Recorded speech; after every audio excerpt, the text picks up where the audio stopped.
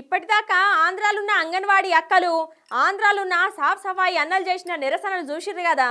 అట్లనే ఆంధ్రాలో ఉన్న ఇంకొంతమంది సుత నిరసన చెప్పనీకే వచ్చిర్రు. వాళ్ళని సుత ఒకసారి చూడుర్రి.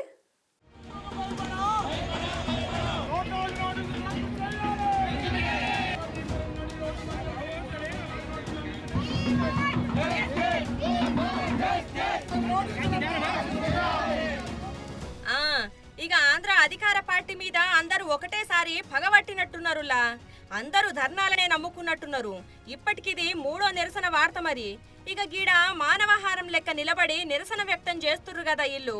పార్వతీపురం మన్యం జిల్లాకు చెందిన కేజీబీవీ ఉద్యోగులు అందరూ కొన్ని కాగితాలు సుతా కాలబెడుతున్నారు కదా. అవేంటి అంటే ఇక సమగ్ర శిక్ష అభియాన్లో పనిచేస్తున్న ఉద్యోగులందరూ సుతా కొన్నొత్తుల సంధి నిరావధిగా సమ్మె చేస్తుర్రు. అయితే వాళ్ళందరికీ బుధవారం షోకాజ్ నోటీసులు జారీ చేసింది జిల్లా విద్యాశాఖ.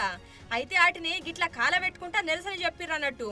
ఇప్పటికైతే వీళ్ళే మరి రేపు ఇంకెవరన్నా నిరసన చెప్తే పట్టుకొస్తాం గాని గిట్లా అందరూ ఒకటేసారి ఎందుకు నిరసనలు చేస్తుర్రు, మరి వీళ్ళను గవర్నమెంట్ ఎందుకు పట్టించుకుంటలేదు అనేది మాత్రం అర్థమైతలేదు పోర్రి. అధికార పార్టీ సార్లు జర జూడుర్రి అలా లొల్లి పంచాయితీ.